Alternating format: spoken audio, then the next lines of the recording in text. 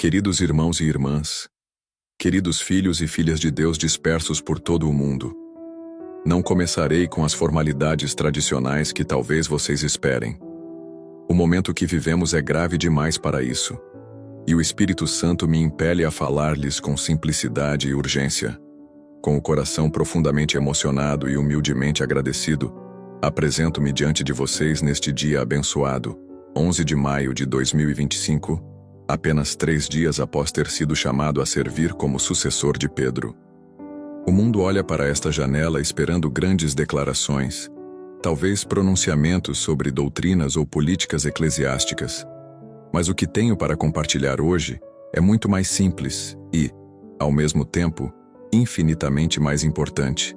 Um chamado urgente para retornarmos ao coração do Evangelho. Sei que não estou à altura desta missão por meus méritos. Como poderia estar? Sou apenas um homem frágil com minhas limitações e falhas, nascido em uma terra distante que muitos consideram periférica. Mas confio inteiramente na misericórdia de Deus, que sempre escolheu o que é fraco para confundir o que é forte, o que é simples para confundir o que se considera sábio. Olho para vocês reunidos na Praça São Pedro, e para os milhões que me assistem através das telas, e vejo um mundo sedento de paz, sedento de significado, sedento de uma palavra de esperança autêntica em tempos de confusão. E sei que não posso oferecer essa esperança com minhas próprias forças ou sabedoria. O que posso oferecer é apenas o que recebi: o amor incondicional de Cristo, que não conhece fronteiras, que não exclui ninguém, que se dirige especialmente aos feridos e marginalizados. Maria Santíssima, Mãe da Igreja e minha amada Mãe, nos acompanhe neste caminho que agora iniciamos juntos. Não eu sozinho, mas todos nós como povo de Deus que caminha na história. Hoje, com toda a força de minha voz e com toda a autoridade que me foi confiada, não para dominar, mas para servir, elevo o meu clamor por paz em um mundo dilacerado por conflitos, ódios e divisões. E não o faço sozinho. Peço que vocês, meus irmãos e irmãs de todos os cantos da terra, elevem também suas vozes, unindo-se a mim neste grito que brota do coração de Cristo. Paz. Paz para um mundo ferido.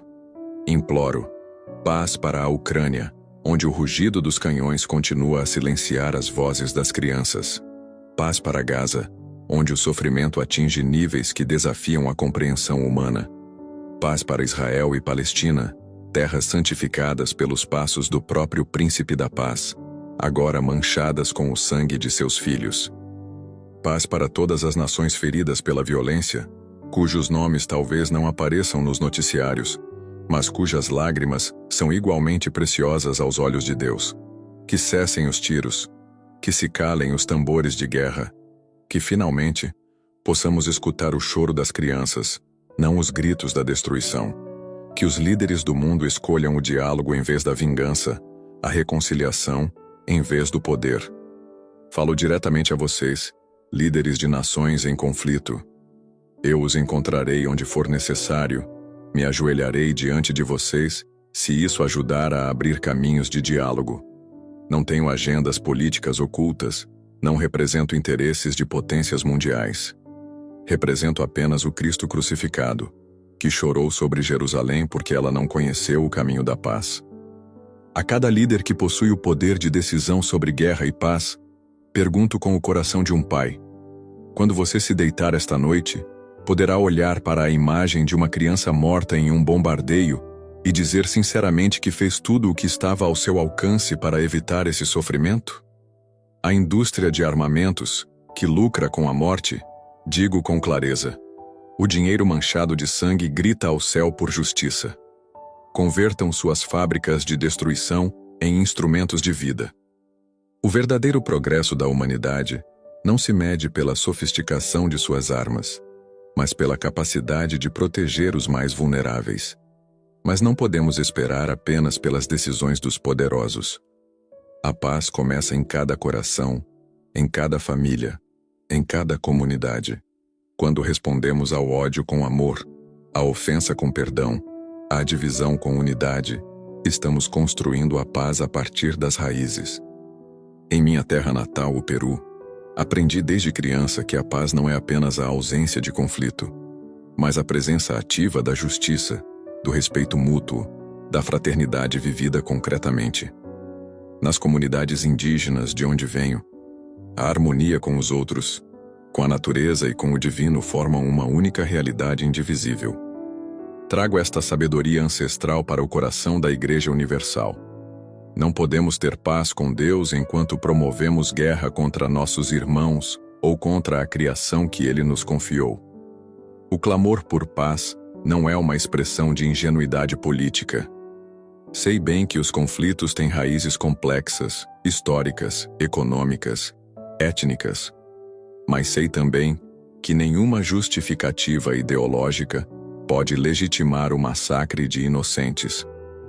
O realismo cristão não consiste em aceitar a lógica da violência como inevitável, mas em acreditar obstinadamente na força transformadora do amor e do diálogo, mesmo e especialmente quando isso parece humanamente impossível. Estarei pessoalmente disponível para facilitar diálogos de paz, sem publicidade, sem condições prévias, com o único objetivo de aliviar o sofrimento humano. Já instruí a Secretaria de Estado do Vaticano a mobilizar todos os recursos diplomáticos da Santa Sé para abrir canais de comunicação entre partes em conflito, especialmente onde todas as outras formas de diálogo foram rompidas. Mas a paz que buscamos não é apenas a dos tratados internacionais. É a paz que flui da justiça, do reconhecimento da dignidade de cada pessoa, do acesso equitativo aos bens necessários para uma vida digna. Enquanto milhões continuarem a morrer de fome em um mundo de abundância, enquanto povos inteiros forem relegados às margens da economia global, a verdadeira paz permanecerá um sonho distante. Por isso, meu clamor pela paz é inseparável do clamor por justiça. Não uma justiça abstrata, mas a justiça concreta que se manifesta no pão compartilhado, na terra respeitada, nas culturas honradas, na dignidade humana reconhecida universalmente. Hoje, neste domingo do Bom Pastor, a Igreja em todo o mundo reza de modo especial pelas vocações. E quero dirigir-me com particular intensidade aos jovens que talvez sintam em seu coração o chamado de Deus, mas hesitam em responder por medo, incerteza ou incompreensão. A todos os jovens que escutam o chamado de Deus no coração, digo com amor paterno: não tenham medo de responder com generosidade, não tenham medo de entregar sua vida a Cristo.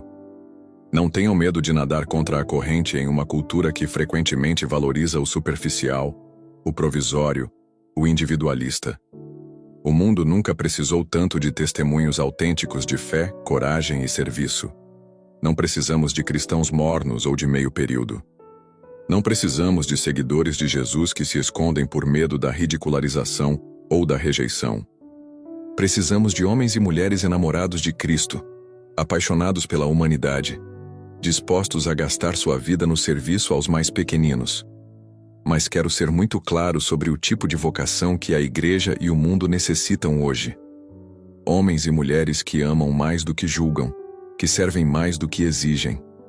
Vocações que nascem não do desejo de poder ou status, mas do encontro transformador com o Cristo que lava os pés dos discípulos. Jovens que me escutam, vocês são a esperança viva para esta Igreja que caminha através da história. Não uma esperança para o futuro distante, mas a esperança para o aqui e agora. Não esperem ter todas as respostas. Não esperem sentir-se completamente seguros ou dignos. Se esperarem por isso, nunca darão o primeiro passo. O chamado de Deus raramente vem como um raio de luz do céu ou uma voz estremecedora como no caso de Paulo. Na maioria das vezes vem como um sussurro interior, um desejo persistente de entregar-se mais plenamente. Uma inquietação santa que não se satisfaz com a mediocridade espiritual. Antes de ser eleito Papa, servi por anos como formador em seminários e casas religiosas. E devo confessar que muitas vezes fiquei preocupado ao ver vocações motivadas mais pelo desejo de segurança ou status do que pelo amor apaixonado a Cristo e seu povo. Por isso, quero ser claro. Se você busca na vida religiosa ou sacerdotal um caminho para privilégios ou reconhecimento, está olhando para o lugar errado. Mas se você sente um desejo ardente de entregar sua vida por algo maior que você mesmo, se seu coração se parte diante do sofrimento dos outros, se você sonha com uma igreja e um mundo mais próximos do projeto de Deus, então talvez esteja sentindo o chamado autêntico do Espírito. E este chamado não se limita ao sacerdócio ou à vida religiosa tradicional. A vocação ao matrimônio cristão nunca foi tão importante como hoje, quando a própria ideia de compromisso permanente é questionada. A vocação à santidade no ambiente profissional, transformando a sociedade a partir de dentro, é uma necessidade urgente em nosso tempo. Precisamos de jovens que levem o Evangelho para as periferias digitais, para os espaços econômicos e políticos, para as fronteiras da ciência e da tecnologia. Precisamos de pessoas consagradas que acompanhem os sofredores, que criem oásis de oração e contemplação em um mundo acelerado e superficial, que sejam sinais vivos do primado do amor. Como poderia eu falar de vocações sem mencionar Maria, a primeira vocacionada, aquela que pronunciou o sim mais perfeito ao chamado divino? Em seu "Eis aqui a serva do Senhor, faça-se em mim segundo a tua palavra", encontramos o modelo perfeito de resposta vocacional. Disponibilidade total, humildade radical, confiança inabalável. Que cada um de nós possa encontrar a coragem de pronunciar nosso próprio sim ao projeto único e irrepetível que Deus sonhou para cada um desde toda a eternidade. Não posso deixar de agradecer e honrar com profunda emoção aquele que me precedeu nesta missão, o Papa Francisco. Com sua ternura paternal, sua escuta autêntica e sua firmeza inquebrantável no Evangelho, ele iluminou caminhos em tempos sombrios. Ele continuará sendo minha inspiração constante. Quero seguir seus passos, promover incansavelmente a paz, cuidar preferentemente dos pobres, abraçar com amor os marginalizados e defender com coragem indômita a dignidade de cada ser humano, desde a concepção até o ocaso natural. O Papa Francisco nos ensinou a ser uma igreja em saída, uma igreja que não espera confortavelmente que o mundo venha a ela, mas que vai corajosamente ao encontro da humanidade, especialmente onde há sofrimento, exclusão e desespero. Esta visão não é uma inovação arbitrária, mas um retorno às fontes mais puras do Evangelho, ao exemplo do próprio Cristo, que buscava ativamente os perdidos, os rejeitados, os esquecidos. Recordo com emoção um encontro pessoal que tive com o Papa Francisco há alguns anos, quando eu ainda servia como bispo em uma região remota do Peru. Ele me tomou pelas mãos e, olhando profundamente em meus olhos, me disse: "Nunca se esqueça dos pobres. Eles nos evangelizam. Eles nos mostram o rosto de Cristo mais claramente do que muitos tratados de teologia." Aquelas palavras se gravaram em meu coração e orientaram o meu ministério desde então. Agora, chamado inesperadamente a sucedê-lo neste serviço universal, reafirmo meu compromisso com esta visão de uma igreja servidora, pobre e para os pobres. Quero expressar também minha gratidão ao Papa Emérito Bento XVI, cuja profundidade teológica e humildade pessoal continuarão a enriquecer a igreja por gerações. Sua coragem em renunciar quando sentiu que suas forças já não estavam à altura da missão foi um testemunho luminoso de que a igreja não pertence a nenhum de nós, mas ao próprio Cristo. A continuidade no ministério petrino não significa uniformidade de estilos ou abordagens. Cada papa traz seus dons particulares, sua experiência única, sua sensibilidade específica, sempre a serviço da mesma fé apostólica, sempre guiado pelo mesmo Espírito Santo. Em minha origem latino-americana, em minha experiência como pastor em periferias tanto geográficas quanto existenciais, vejo não um acidente, mas uma providência divina que fala à igreja e ao mundo de hoje. A voz das periferias não é mais uma voz marginal na igreja. É uma voz central que oferece perspectivas essenciais para a renovação evangélica de toda a comunidade eclesial.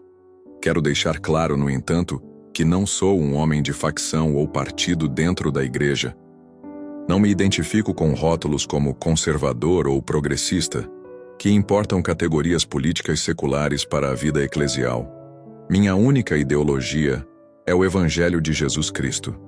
Minha única filiação partidária é a família de Deus.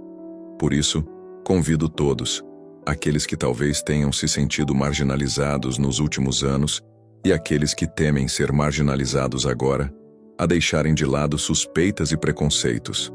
Ninguém é descartável na Igreja de Cristo. Ninguém é dispensável na missão evangelizadora.